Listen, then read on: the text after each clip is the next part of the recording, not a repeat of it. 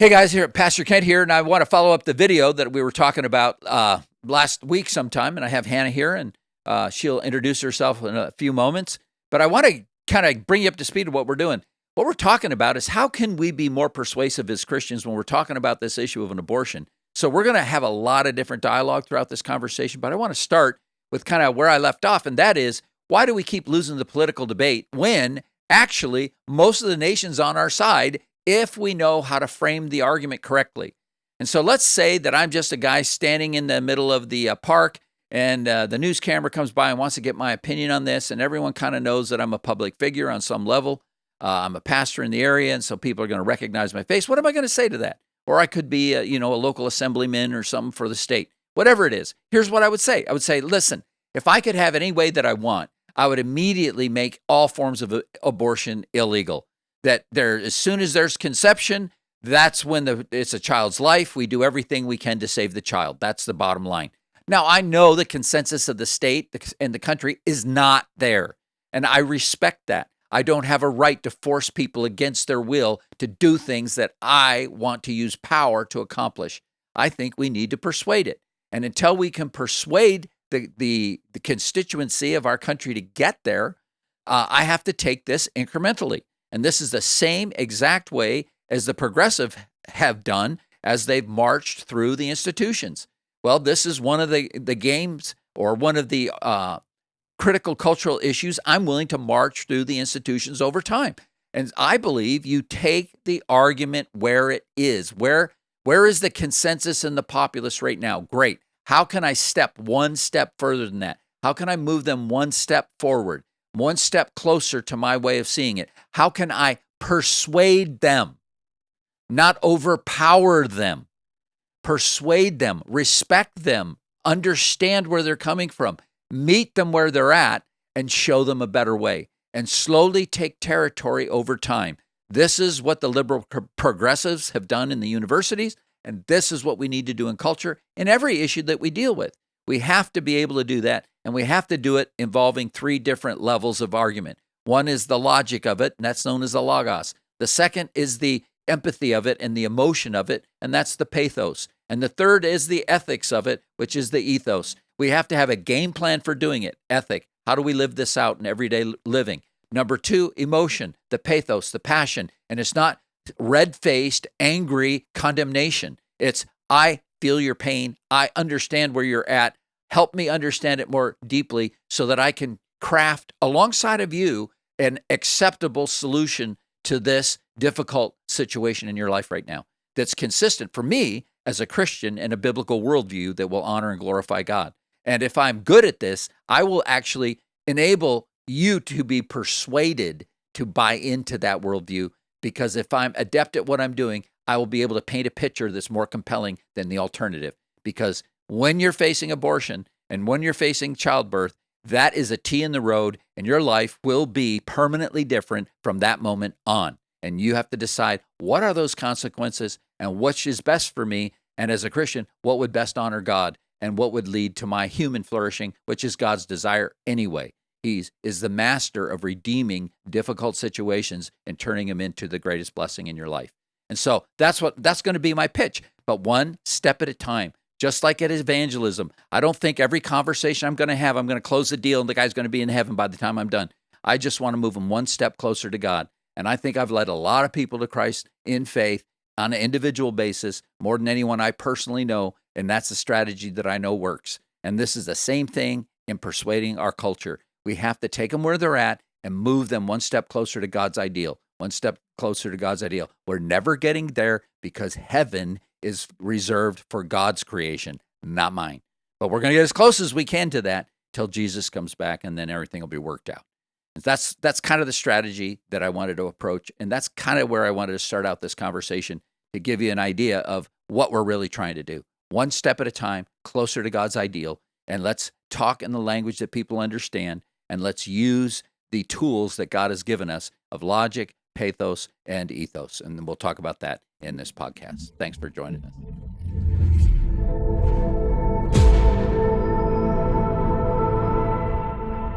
All right, it's great to be with you today. Obviously, this is a follow-up podcast, and I'm excited to have Hannah, who is on our staff, joining me today.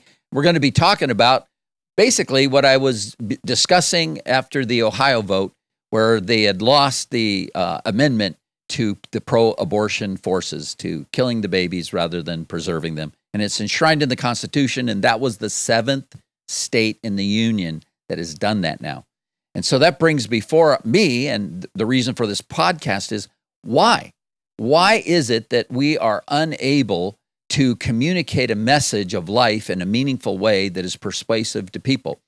And so my point was, as I was looking at it, is he said, the issue you have to do is you have to be able to speak in the language that the people can understand and relate to make your case. And getting all technical about it or super self-righteous about it or trying to guilt and shame people into embracing it, this does not cause people's hearts to open up and adopt your point of view.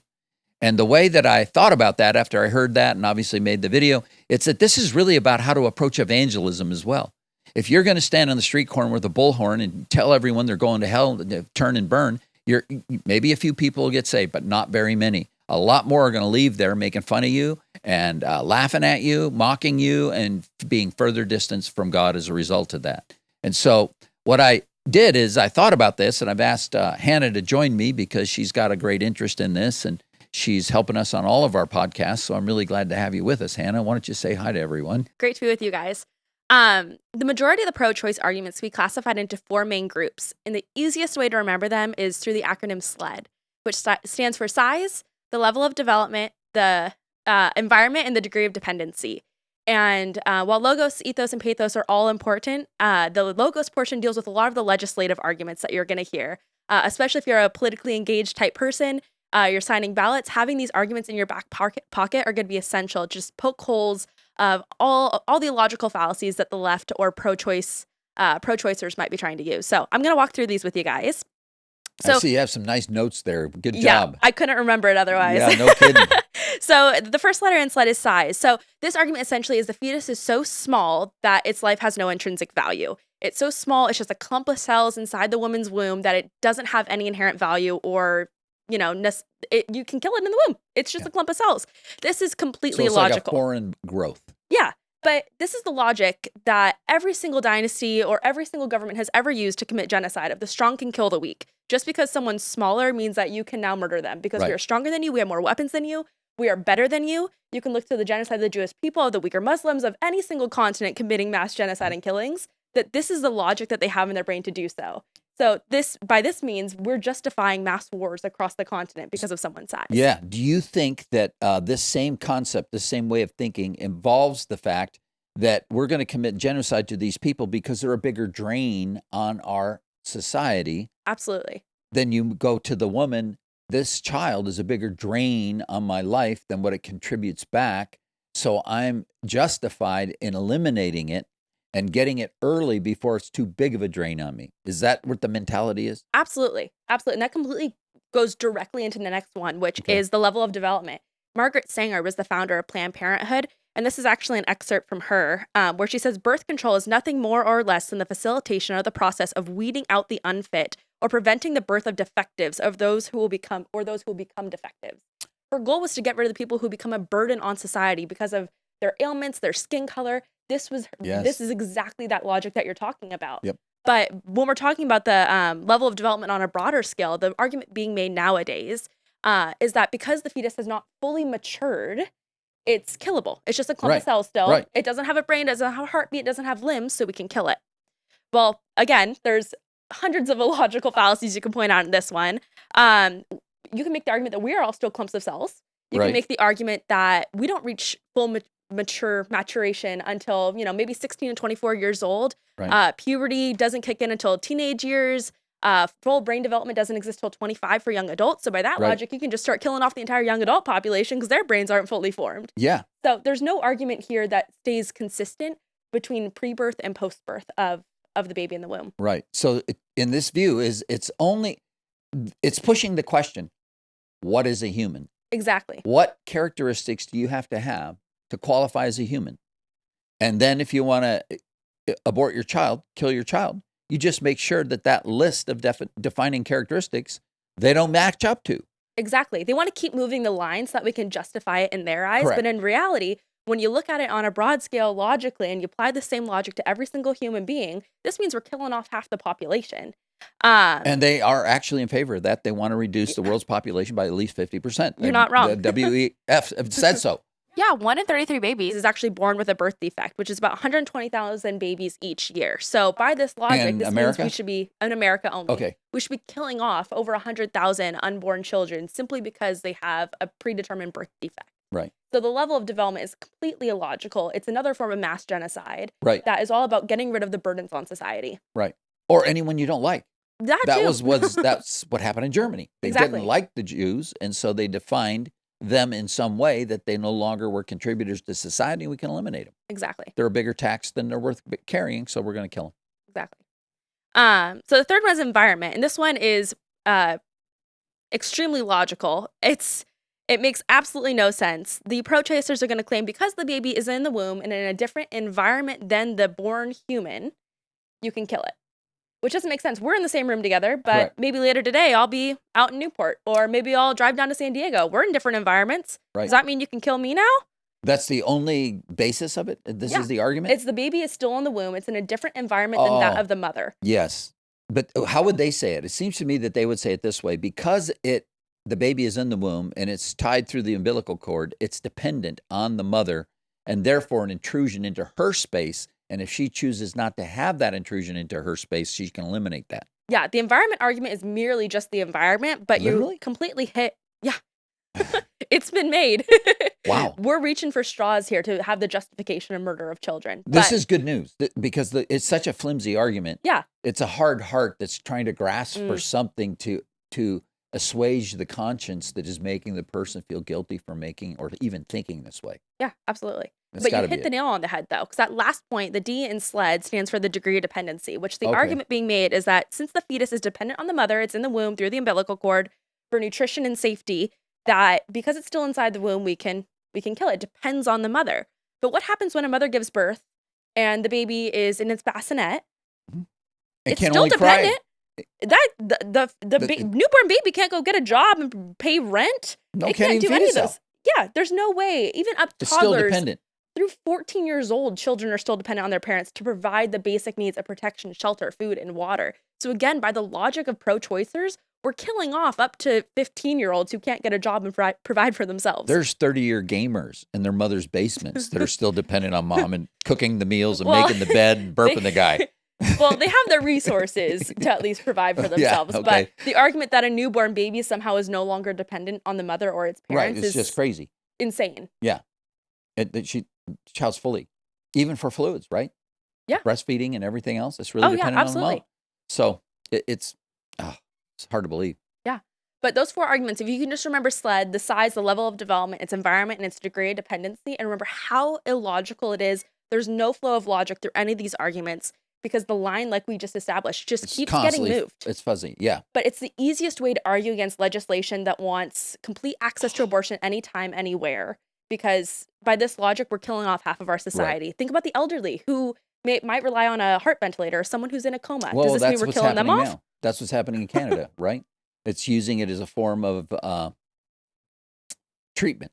Basically, genocide is a form. I shouldn't call it genocide. Euthanasia is a form of treatment, medical treatment. Form of healthcare. Yeah, as Canada. healthcare. Like, it's crazy. It's Yeah. crazy, and that's the slippery slope you end up going down. Right. If you continue to pursue this.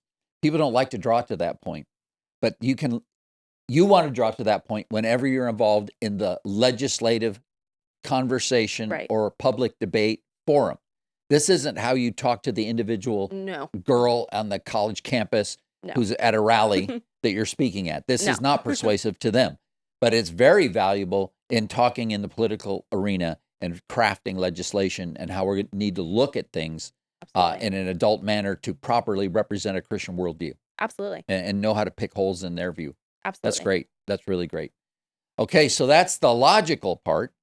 Then the next one is the ethos. How do we meet them on an emotional level? Now we're talking about, let's go back to that college campus or that high school campus, and the girls are all riled up, and there's an election coming, and they're getting texts from the Democratic Party, which is stated in their platform they're pro-abortion. I'm not accusing them of something that they don't believe. And they're sending the text, be sure to get out and vote. You don't want to lose your right to choose. You want to have autonomy over your body. And so with that kind of swirling around, how do we talk to that group? These 16 to 26 young women who've just totally bought the line unthinkingly and know some people maybe who've had to deal with the crisis of all of that. Yeah, it starts with empathy. Yeah. I don't think you're going to get anywhere when you're talking about the pro-life argument and saying, you made a horrible decision, you are a murderer for killing your child. You're not going to get anywhere with that.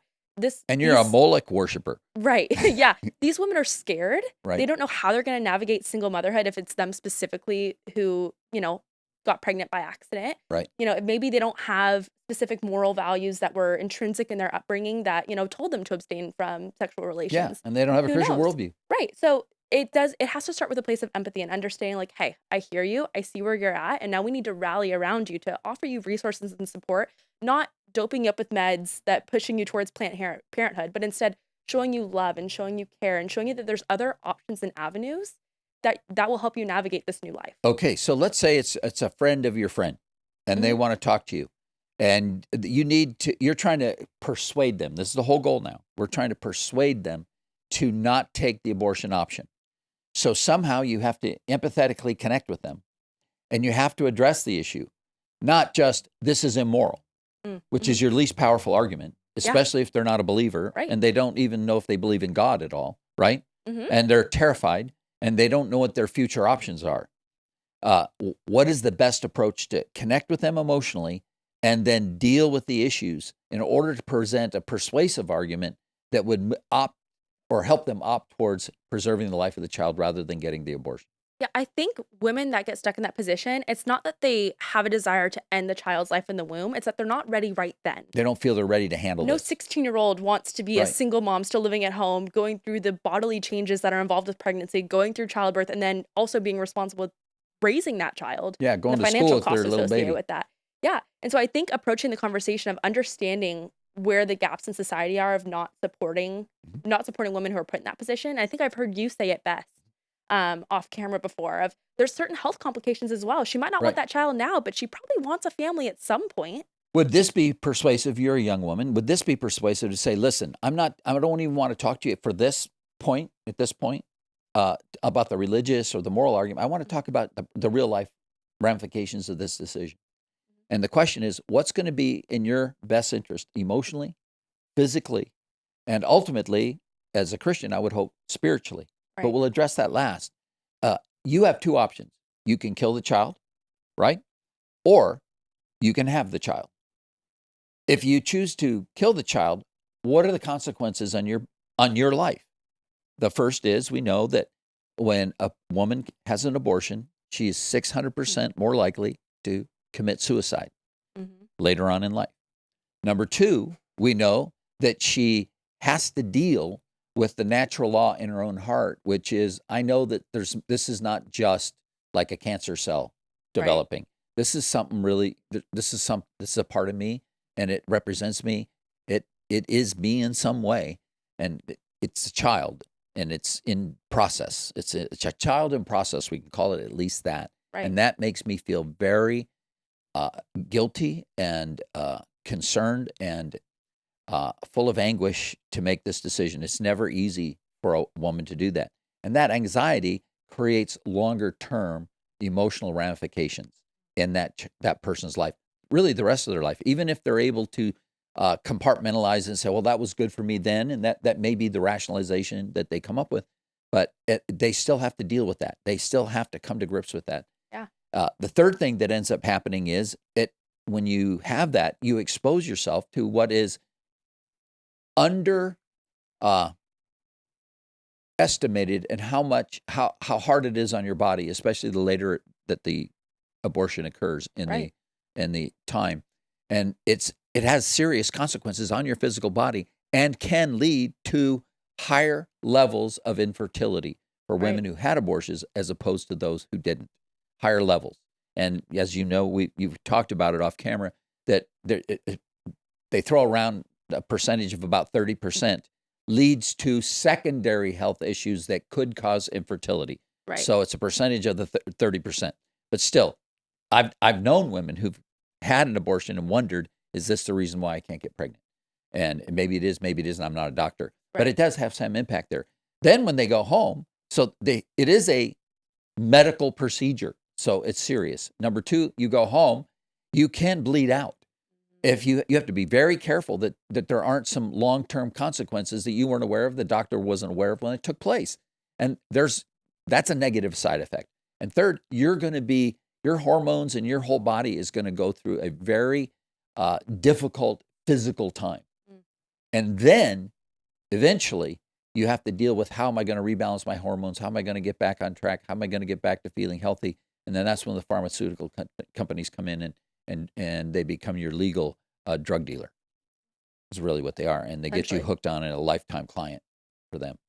It's really terrible. So that's the option of taking an abortion. The other side is, well, we bring it to term, which means we need help. We need nutrition. We need guidance. We need counseling. We need to train you how to be a parent, especially if you're 14 and a half and you're living at home. We've got to get the family on your side, because, that's going to create some sort of conflict. You're going to have people telling you that this is a dumb decision. You should get an abortion. You're going to have to know how to deal with that.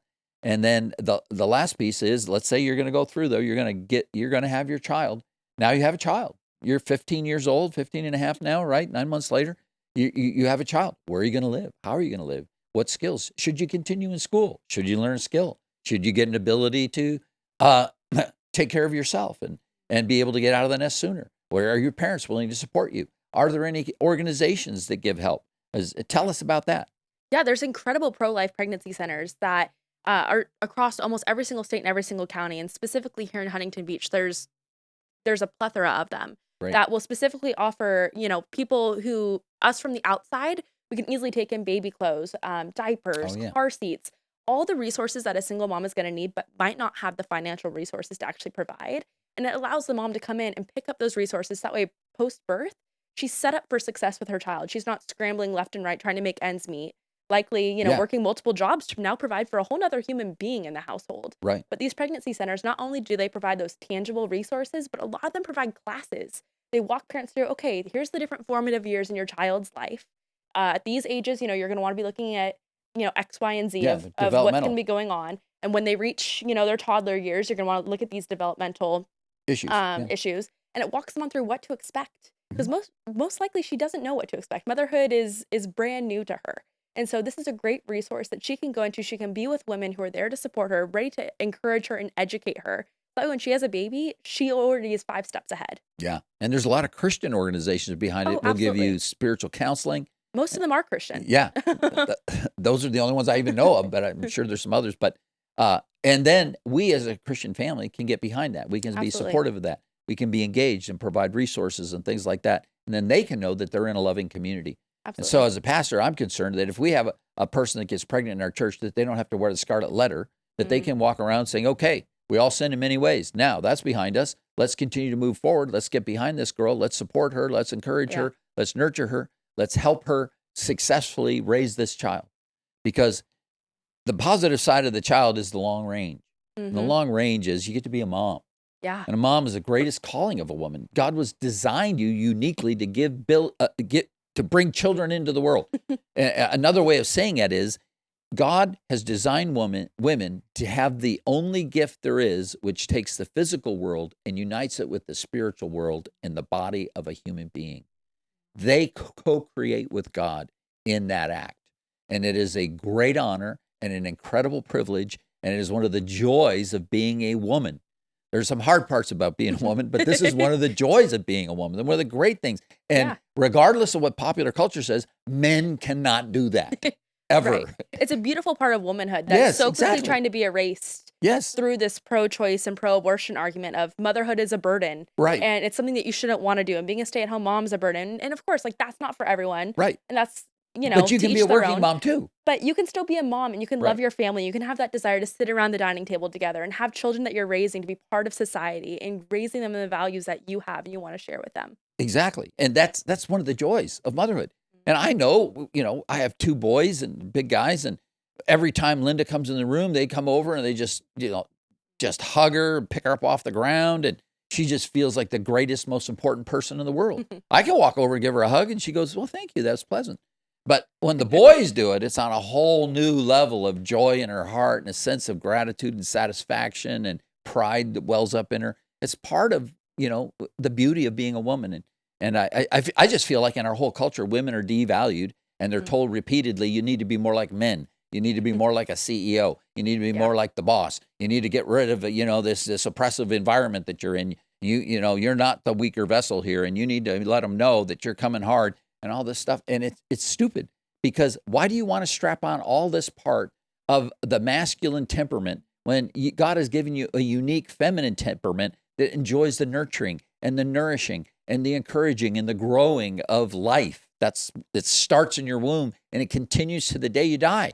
If you're around a mom, they're always doing things for, Linda, she still reminds me to put on a coat. I don't even need a coat, but that's the mom coming out in her. And that's the part of saying, I'm going to nurture, I'm going to take care of, I'm going to be concerned about, I'm going to look after. If our boys come over and they leave, they usually have a bag of goodies. I'm thinking, what are we doing? We're buying them all this stuff. What's going on here? Well, we just let them clean out this and that. That's part of what it means to be a mom. And she loves doing it. And you see the joy in her heart of doing it. And it's a crime shame, because we're giving the message, men, you don't need to have any kind of a commitment or loyalty to your family or to your seed. Spread it far and wide and have no accountability for it. And women, you should have the same freedom as the men, so you can take your birth control that can screw up all of your hormones and ruin your health in the long run. And then if you do get pregnant, you can do this thing called an abortion and kill the baby, so there's not hassling your lifestyle. And if you decide to keep them, well, you're on your own, because no one's here to help you, because the guy that's out there, he's not attached. He just waves, and the government will write you a check, and your God is spelled Government, period.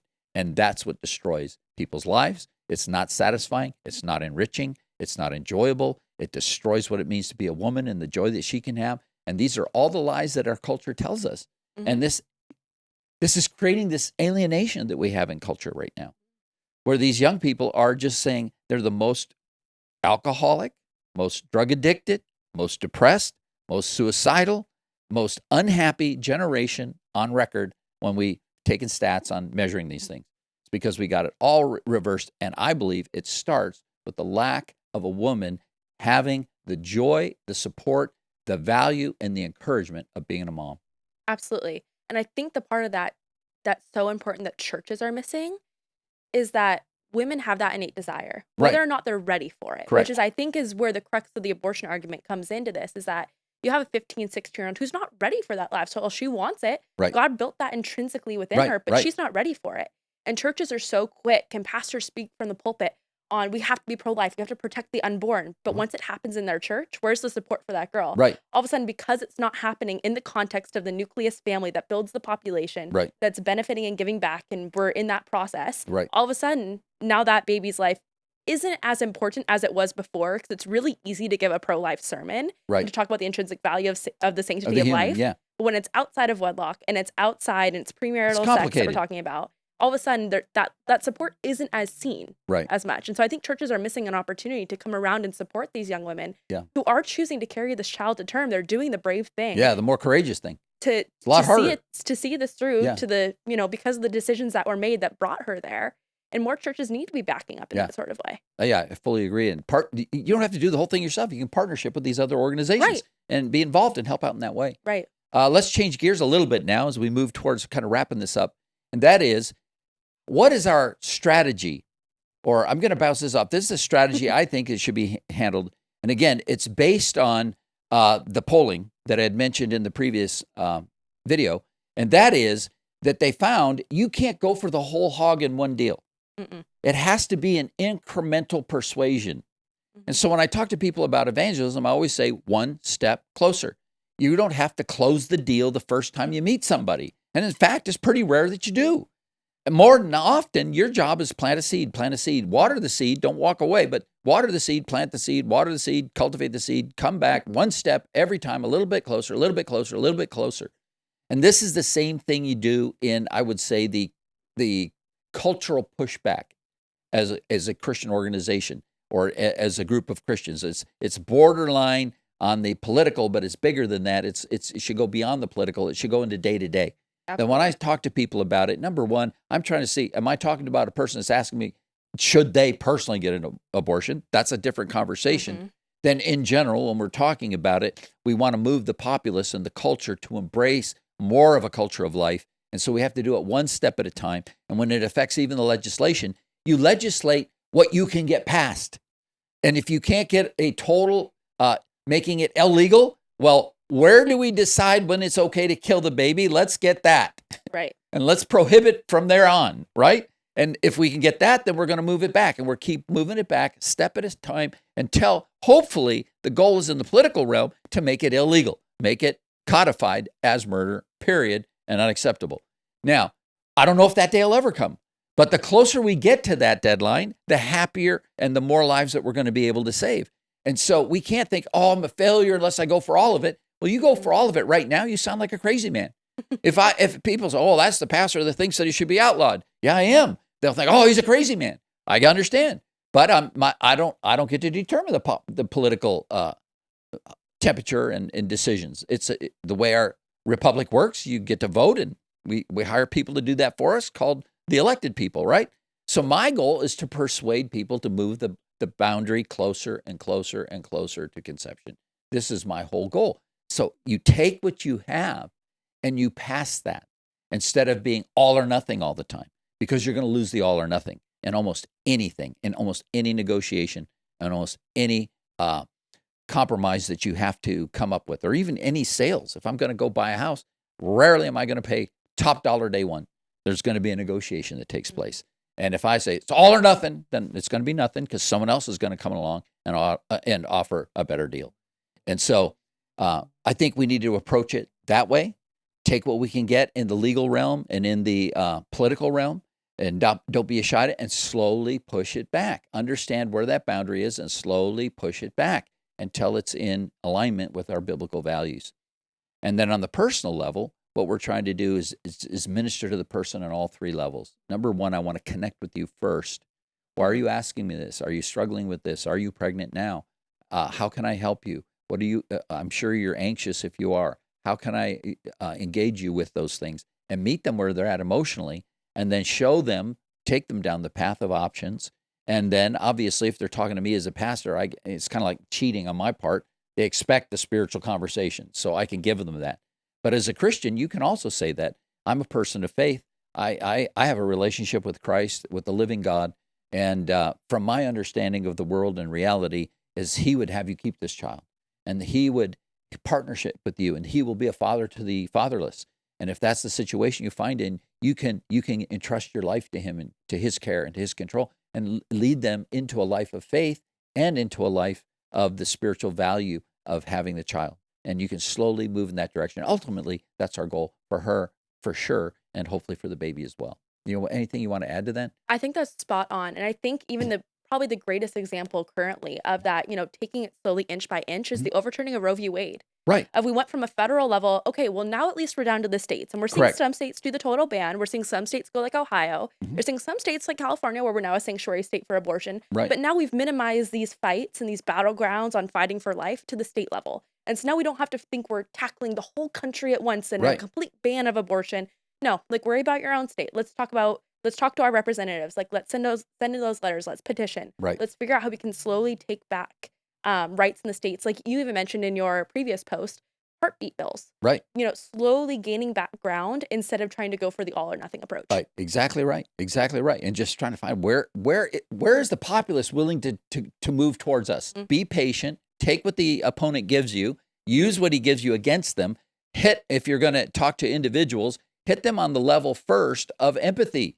Yes, this is a tragedy. Yes, this is a problem. It is tragic. It's painful. It's difficult. It's hard. I'm here to help in any way I can. And I'm not condemning you for doing this. Remember, Jesus talked to the woman caught in adultery, right? He was without sin, throw the first stone. You don't need to be throwing stones. No. You need to be saying, how can I help this person? And then say what? Go and sin no more. What does that mean? I'm here to help you overcome this. I'm here to help you deal with this. and hopefully reconcile you to God through the process. And then it can become an evangelistic tool, and then you'll reach not just her, but her friends, her family, because they'll be surprised that Christians were actually nice to them. Yeah. The only way we're going to gain any ground, specifically in approaching the women who are contemplating this decision, is coming with 100% truth, but 100% grace. Right. You're not going to get anywhere if you're not showing that empathy and not taking into regard the situation that she has. That's going to be life altering, whichever way she takes it. Exactly. This is good. Life's not going to be the same either way. That's a great point to say. Okay, you are where you're at. From this point on, your life will never be the same. Mm-hmm. Now let's see which path is going to be best. Mm-hmm. And then, like you said, you got to speak the truth. Say it as nicely as you can. But you're killing a baby. At what age is it okay to kill? And then it's not okay anymore. That's really what we have to talk about. And then you take it even another step is, what makes a human a human? Let's have that conversation. Exactly. It's not with this person in a crisis, but it's in the bigger, broader perspective. What makes a human a human? That's it. And until it's understood that that's a human being there. That's a human being after conception. It's a human being. It has all the DNA necessary to be a unique individual to grow into full life if uninhibited. Then we need to treat it as such. And that's the philosophical and scientific argument. Anyways, I hope this is helpful. Anything in last words you have? No, Hannah? Well, thanks for being with me. It's great sharing this time with you, and we hope it's helpful for everybody out there that's listening. Thanks for having me. Glad to do it.